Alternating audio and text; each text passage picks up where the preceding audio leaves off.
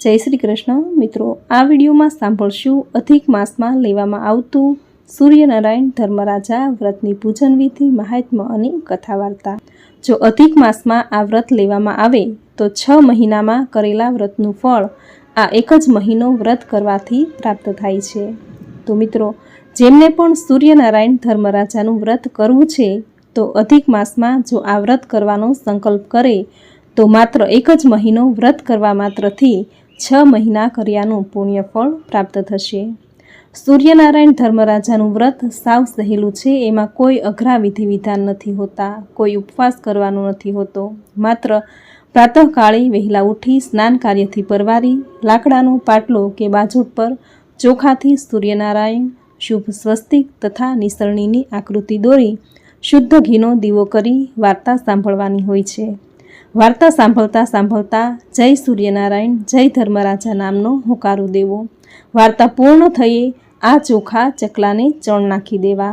આ રીતે આખો અધિક માસ વ્રત કરવાથી 6 મહિના વ્રત કર્યાનું પુણ્ય ફળ પ્રાપ્ત થશે। સૂર્યનારાયણ ધર્મરાજાનું વ્રત અલગ અલગ છે, પરંતુ વ્રતની વિધિ એક જ સરખી હોવાથી આ બંને વ્રત એક સાથે લેવાય છે અને એક સાથે ઉજવણું કરાય છે। તો મિત્રો, આ હતું સૂર્યનારાયણ ધર્મરાજા વ્રતની પૂજન વિધિ। અને હવે સાંભળશું સૂર્યનારાયણ ધર્મરાજા વ્રતની કથા એક જ વિડીયોમાં એક સાથે। બોલો ભગવાન સૂર્યનારાયણ ધર્મરાજાની જય। ધર્મરાજા વ્રતની કથા।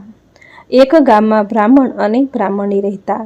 તેને પરિવારમાં 2 પુત્રો અને 1 પુત્રી। તેઓ ખૂબ ગરીબ છતાં તેના ઘરમાં હંમેશા એક અતિથિ જમાડી જમવાનો નિયમ હતો અને કોઈ સંજોગ કે કારણસર અતિથિ ન આવે તો પક્ષીઓને ચણ નાખી અને જમતા।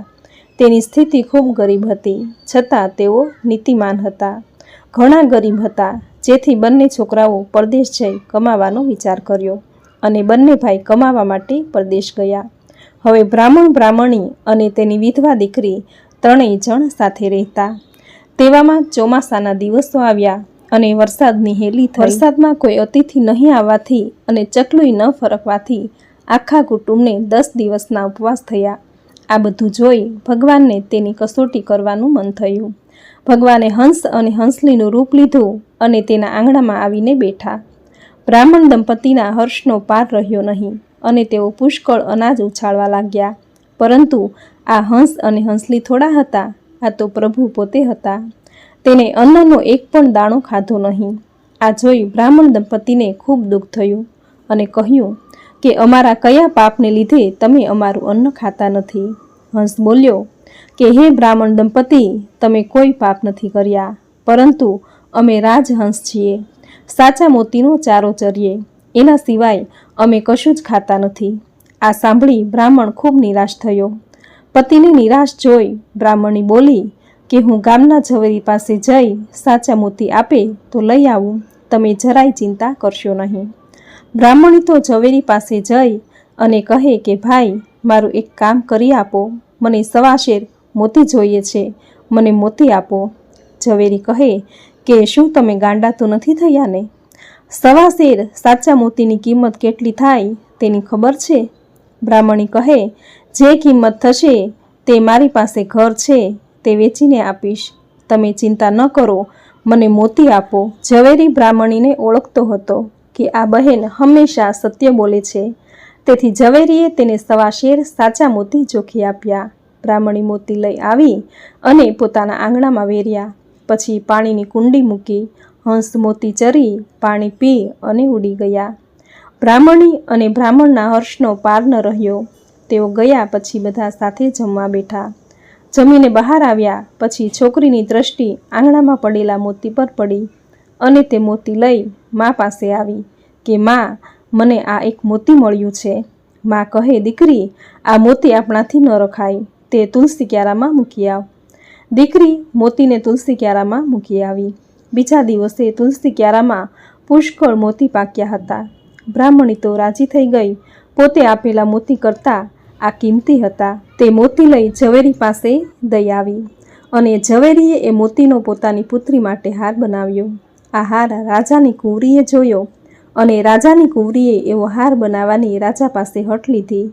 રાજાએ ઝવેરીને બોલાવી હાર બતાવતા કહ્યું કે તો ઝવેરી કહે કે આ મોતી તો મને બ્રાહ્મણીએ આપ્યા હતા. રાજા બ્રાહ્મણના ઘરે જઈ સીધો જ તુલસી ક્યારે ગયો અને આટલા બધા મોતી જોઈ તેને મોહ લાગ્યો અને આખો તુલસી ક્યારો ખેડવા ગયો તો એ ચોંટી ગયો. રાજાએ બૂમાબૂમ કરી, જે નગરજનો છોડાવવા આવ્યા તે પણ બધા ચોંટી ગયા. પછી રાજાને પોતાની ભૂલ સમજાઈ તેને બ્રાહ્મણીની માફી માંગી. એટલે તેઓ છૂટ્યા અને વિલામોએ ત્યાંથી પાછા ગયા. થોડા સમય પછી બ્રાહ્મણી બીમાર પડ્યા. તેમણે પરદેશથી પોતાના પુત્રોને તેડાવ્યા અને કહ્યું કે આ અમારી મિલકતના 3 ભાગ પાડજો. 2 ભાગ 2 ભાઈઓ અને 1 ભાગ બહેનને આપજો. થોડા દિવસ બાદ બ્રાહ્મણ અને બ્રાહ્મણીનું મૃત્યુ થયું. એક દિવસ મોટા ભાભીએ કહ્યું કે બહેનને 3જો ભાગ આપવાનો અને રોટલાએ ખવડાવવાના, તેમને જુદા રહેવા મોકલો. બહેનને ભાભીના આ શબ્દોથી ખૂબ દુઃખ થયું અને તેઓ જુદા રહેવા લાગ્યા. તેઓ હંમેશા પ્રભુ ભજન કરી અને અતિથિ જમાડીને જમતા. એક દિવસ બહેનને તાવ આવ્યો અને બેનના ભાઈઓ ખબર લેવા આવ્યા ત્યારે બહેન મરી ગઈ હતી. બંને ભાઈઓ ખૂબ રડ્યા. બહેન ધર્મનિષ્ઠ હોવાથી તેને દેવદૂતો લઈ ગયા. રસ્તામાં વૈતરણી નદી આવી. બહેને ગાયોના દાન કર્યા હોવાથી ગાયે આવીને નદી પાર કરાવી. વચમાં કાંટાળું બનાવ્યું. બહેને ચંપલના દાન કર્યા હોવાથી એને ચંપલ મળ્યા અને તેઓ વટી ગયા. આમ બહેનને જે દુઃખ આવ્યા તે પુણ્ય પ્રતાપે દૂર થયા અને તેઓ ધર્મરાજાના દરબારમાં આવ્યા. ધર્મરાજાએ ચોપડા જોયા અને કહ્યું કે દીકરી, તમે બધા પુણ્ય કર્યા છે, પરંતુ મારું વ્રત કર્યું નથી, માટે તમે મૃત્યુલોકમાં પાછા જાઓ. બહેન કહે, તમારું વ્રત કેવી રીતે કરવાનું તેની વિધિ કહો. ધર્મરાજા કહે, મારું વ્રત 6 મહિનાનું છે.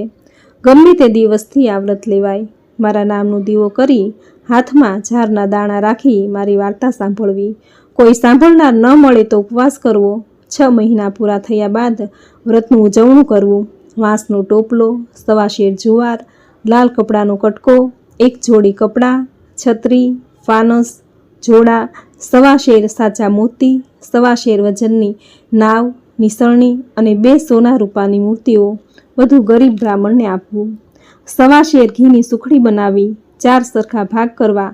1 ભાગ રમતા બાળકને, બીજો ભાગ ગાયના ગોવાળને, ત્રીજો ફરતા પંડિતને આપવો અને ચોથો ભાગ વ્રત કરનારે ખાવો. બહેને તરત આ વ્રત કરવાનો સંકલ્પ કર્યો.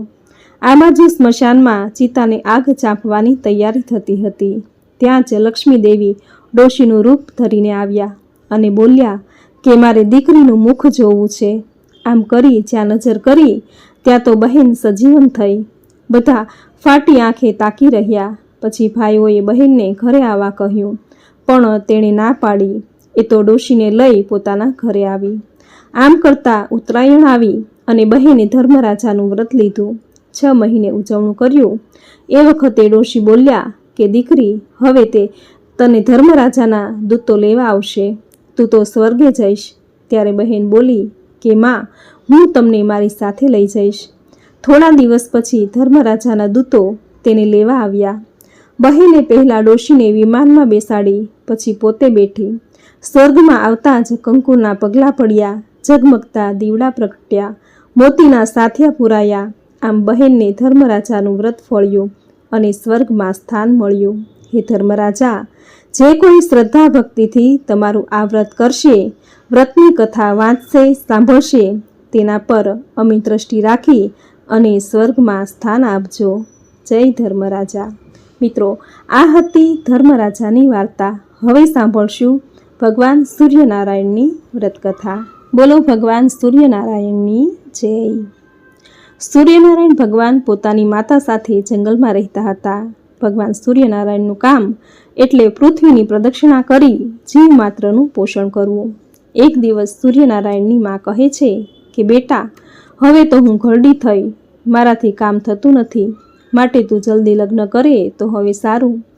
ત્યારે સૂર્યનારાયણે કહ્યું કે આ જંગલમાં એક રાણી છે, તેને રન્નાદે નામની દીકરી છે, તે મને ગમે છે, તો તું તેની સાથે મારી સગાઈ કરી આવજે. બીજા દિવસે સૂર્યનારાયણની મા રન્નાદેની માતા પાસે સૂર્યનારાયણનું માગું લઈને ગયા અને કહ્યું કે તમારી દીકરીની સગાઈ મારા દીકરા સાથે કરો. ત્યારે રન્નાદેની માએ કહ્યું કે ના હો, તમારો દીકરો સવારે બહાર જાય અને સાંજે ઘરે આવે, ત્યાં સુધી મારી દીકરી ભૂખી રહી શકે નહીં. તમારા પુત્ર સાથે મારી દીકરીની સગાઈ નહીં કરું. આજે સૂર્યનારાયણ સાંજે ઘરે આવ્યા ત્યારે માએ બધી વાત કહી અને એ તો નિરાશ બની ગયા. ત્યારે સૂર્યનારાયણ કહે કે ચિંતા ન કરો, હું રન્નાદે સાથે જ પરણીશ. બીજા દિવસે સૂર્યનારાયણ ફરવા નીકળ્યા ત્યારે તેની માને કહ્યું કે આજે રન્નાદે તાવડી લેવા આવશે તો તું કહેજે કે ઠીકરી ફૂટશે તો દીકરી લઈશ, શરત મંજૂર હોય તો લઈ જાઓ. બપોરે ઉનાળાનો ધૂમ ધકતો તાપ પડ્યો ત્યારે રન્નાદે કહે કે માં, મને ખૂબ તાપ લાગે છે તો આજે જમવામાં શું બનાવશું? ત્યારે તેની માં કહે છે કે દીકરી રોટલા ઘડી નાખ, ઘી સાકર અને રોટલા ખાશું. રન્નાદે તો રોટલા ઘડવા બેઠા છે. તાવડી ચૂલા સાથે અથડાણી અને તાવડી ફૂટી ગઈ. તો રન્નાદે કહે છે કે માં, આપણી પાસે બીજી તાવડી તો નથી. ત્યારે તેની માએ કહ્યું કે એમ કર, સૂર્યનારાયણના ઘરેથી લઈ આવ. રન્નાદે તાવડી લેવા ગઈ ત્યારે સૂર્યનારાયણની માં કહે કે ઠીકરી ફૂટશે તો દીકરી લઈશ, શરત મંજૂર હોય તો લઈ જા. રન્નાદે ઘેર પાછી આવી તેની માને વાત કરી તો માં કહે કે એમ ક્યાં ફૂટી જવાની છે, તું તારે લઈ આવ. રન્નાદે તાવડી લઈ ઘરે આવતા હતા ત્યાં રસ્તામાં બે આખલા લડતા લડતા તેની અડફેટમાં આવ્યા અને તાવડી ફૂટી ગઈ. રન્નાદેએ માને ઘરે જઈને વાત કરી તો માએ તેની શરત મુજબ સૂર્યનારાયણ સાથે સગાઈ કરી આવ્યા. સાંજ પડી સૂર્યનારાયણ ઘેરે આવ્યા ત્યારે તેની માએ કહ્યું કે બેટા, તારી સગાઈ રન્નાદે સાથે કરી. ત્યારે સૂર્યનારાયણને ખૂબ જ હર્ષ થયો અને કહ્યું કે માં, જઈને રન્નાદેની માને કહો કે કાલે સૂર્યનારાયણ પરણવા આવશે.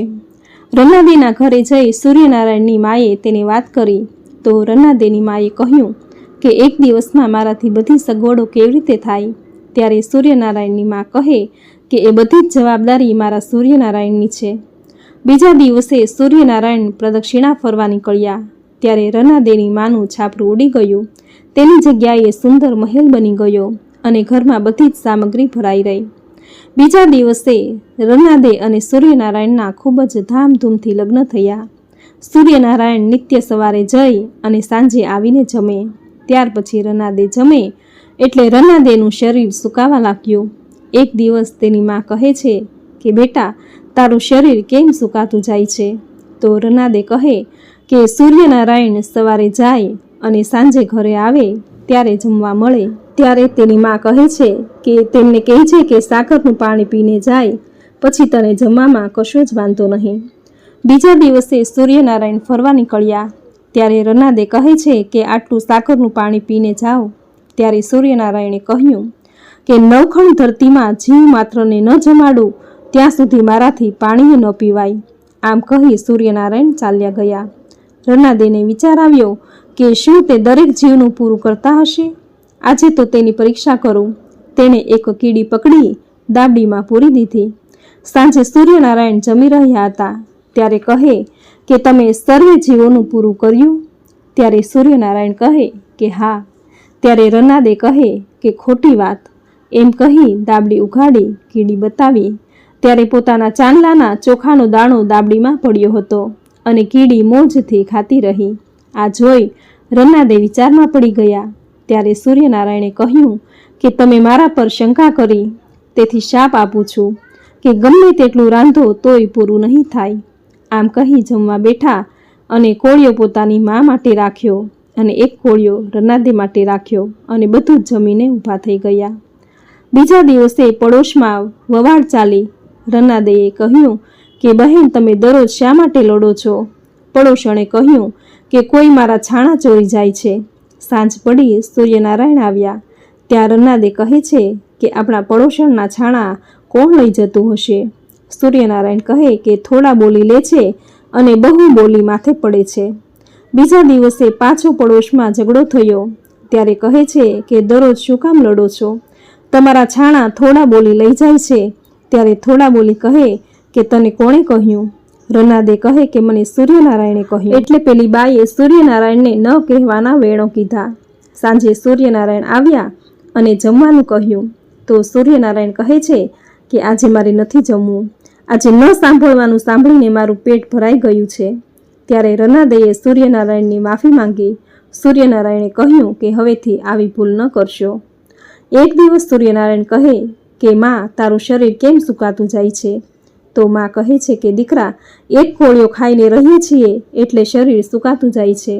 ત્યારે સૂર્યનારાયણ કહે કે તમે મારું વ્રત કરો. મારું વ્રત 6 મહિનાનું છે. 6 માસ પૂરા થાય એટલે 1.25 શેર ઘઉંનો લોટ, 1.25 શેર ઘી અને શેર ગોળ લેવાનો. તેનો લાડુ બનાવી મને ધરાવવા. એક લાડુ રમતા બાળકને, બીજો ગાયના ગોવાળને, ત્રીજો માળીને અને ત્યાર પછી કોઈ અતિથિ કે બ્રાહ્મણને જમાડી પોતે જમવાનો.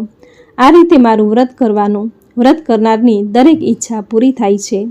રન્નાદે અને સૂર્યનારાયણની માએ બંનેએ વ્રત કર્યું. 6 માસ પૂરા થતાં ઉજવણું કરવાનું. દરેક વિધિ કરી, પરંતુ વનમાં અતિથિ કે બ્રાહ્મણ ક્યાંથી લાવવા? એટલામાં રામ લક્ષ્મણ ફરતા ફરતા આવ્યા. ડોશીમાએ તેને જમાડ્યા. હવે તો તે થોડું રાંધે તોય વધે અને થોડું જમે તોય ધરાય. આમ સૂર્યનારાયણના વ્રતથી લીલા લહેર થઈ ગયા. જય સૂર્યનારાયણ, જય રન્નાદે. તમારું વ્રત જે કોઈ કરે, જે કોઈ વ્રતની કથા વાંચે, સાંભળે, તેની દરેક મનોકામના પૂર્ણ કરજો. જેવા તમે રન્નાદેને ફળ્યા તેવા સર્વને ફળજો. જય સૂર્યનારાયણ, જય ધર્મરાજા.